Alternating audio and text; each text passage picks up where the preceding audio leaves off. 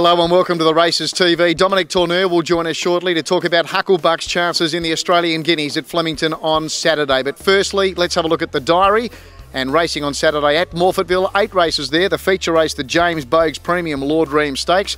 The stayers getting ready for the Tattsbet Adelaide Cup on Monday, March 10. Sunday we go racing at Murray Bridge. And of course next week it's the Port Lincoln Cup Carnival. We race there on Wednesday with Cup Day on Friday. Well, Saturday at Flemington, it's the Group One Australian Guineas worth $500,000. Dom, there'll be an almighty roar go up at Morphettville on Saturday if you can pull it off with Phillip Stokes with Hucklebuck. You've got a great horse going forward. He's won 5 from 7. He's done everything right this campaign. He drew nicely, barrier 8, so far so good. Yeah, no, look, all's well. And progressing from last run, the horse has come ahead this week, so fingers crossed will represent SA pretty well, I think. His first up win, we might just talk about that. He had a big weight, he settled back, he got to the leaders very quickly. I know it was only a small field, but you were as kind as you possibly could be to him up the home straight that day. Yeah, look, you know, being that he was first up and that he wasn't really wound up, sort of, you know, Phil only had him 3 parts fit. I didn't want to give him a taxing run, saying that he come out with a bit of race day nerves and, you know, he got a bit excited when he seen a bit of daylight and towed me into the race, but got the job done well, I thought, and, you know, they spaced the rest and run good time. And what did you make of his win in the CS Hayes Stakes? So some people saying he was a little bit aggressive early, he just didn't settle for you perfectly early. No, look, you'd like to see him switch off a little bit better, but, you know, that'll come with racing. But I think, you know, he's had them couple of runs in, he's settled down a bit now.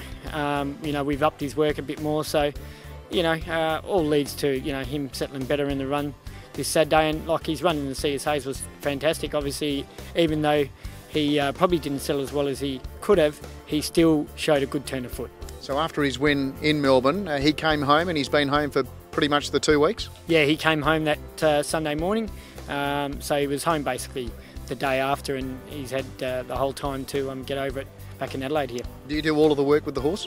Yeah, I do.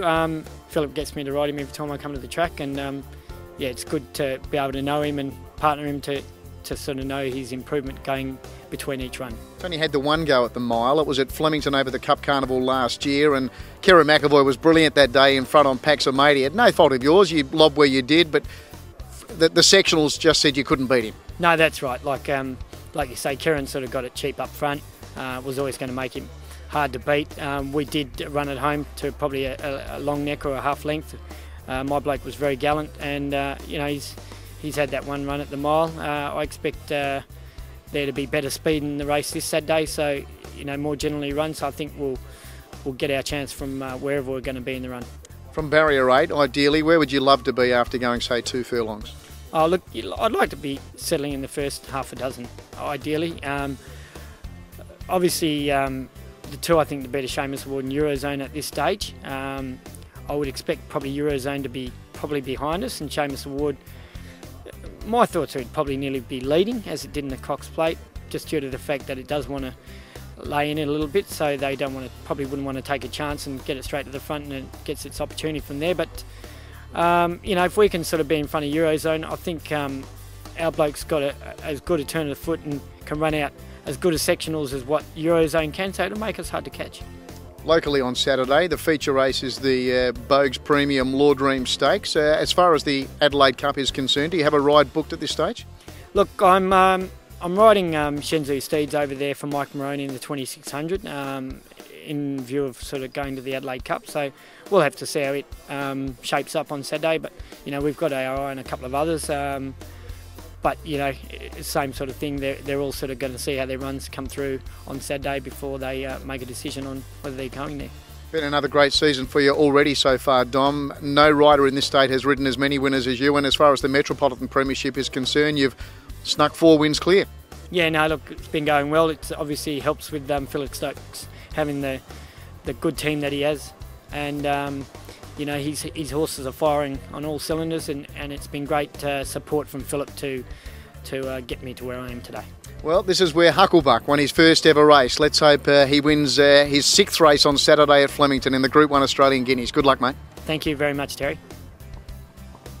Just in closing, let's have a look at the James Boag's Premium Lord Reims Stakes at Morphettville on Saturday. Group 3 race. 12 of the 14 final acceptors are actually in the Adelaide Cup, but some of these Victorians may well stay home. They have been nominated for races at Moonee Valley and Flemington. Should be a great race day. I'm sure Realia is going to run very well. He looks on track to be one of South Australia's leading chances for the Tattsbet Adelaide Cup on Monday, March 10. We'll see you again next week for the Races TV. There's nothing like a day at the races.